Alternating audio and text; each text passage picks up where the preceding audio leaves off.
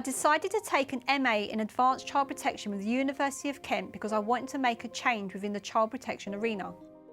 Taking on an MA was not something I rushed into. I put a lot of thought into the impact it would have on me, but also my family. As a single mum who works full-time, I had to be realistic of what I was capable of. However, no amount of planning could have factored in the pandemic. There have been times when the last year that I felt I could not continue my MA. But the support I received from many staff and peers was something I will never forget, and here I am. The title of my dissertation is Going Country, Analysis of County Lines and Professional Interventions to Safeguard Children. County lines has become a buzzword recently, but has actually been in operation for many years.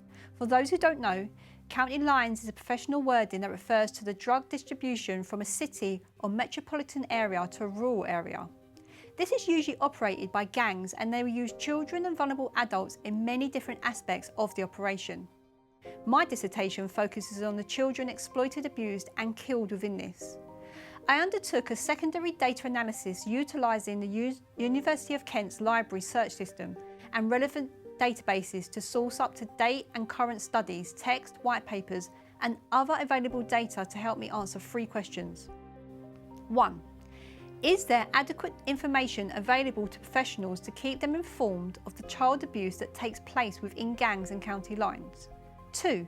How are children abused within county lines? 3. Are professionals safeguarding all children who are abused and exploited within county lines effectively? These questions were asked due to the number of children that have been murdered in the UK who were connected to gangs and county lines. The abuse that children are subjected to within county lines is systematic and targeted. The child will have no choice in what takes place and can never be complicit within their own exploitation. ACEs, or Adverse Childhood Experiences, which are traumatic events that occur in childhood between 0 to 18 years, are, for example, witnessing domestic abuse, mental health in the family, or experiencing violence, abuse or neglect, can make children more vulnerable to exploitation, but ultimately, every child is at risk of exploitation. Children can be drawn into county lines due to poverty or fear, but they may also believe that the gang will protect them or offer them something that is missing in their life. They may be living in an area where being groomed into gangs is the norm. The consequences for children who are exploited within county lines can be severe and fatal. Many children that are exploited in this way are exposed to extreme violence and see things such as peer-on-peer abuse and child sexual exploitation as a norm. Children may experience sexual abuse, child criminal exploitation, physical and emotional harm. Children will have to try and navigate these social fields while also trying to keep themselves safe. There are many cases where children are killed because of their exploitation within county lines, and there is clear evidence that children are criminalised before they are safeguarded and ultimately punished for their own exploitation and abuse. The voice of the child is often lost. In terms of long-term impact, we are seeing more people with mental health issues in relation to their exploitation as a child, as well as increased chances of substance misuse, which can have an impact on the person's well-being and daily living, such as holding down a job and relationship. Each region has a county lines coordinator whose role is to oversee county lines police within each region. We also have the British Transport Police County Lines Task Force, who tackle the transportation of drugs on public transport. And we have the Rescue Response Programme, which is based in London, and it is used to gain a better understanding of county lines and use information to provide a targeted approach. We also have small operations such as my own, Out of the Shadows, who deliver training and intervention for all those affected by county lines and exploitation. My dissertation had a number of recommendations, but I will share 4 with you now.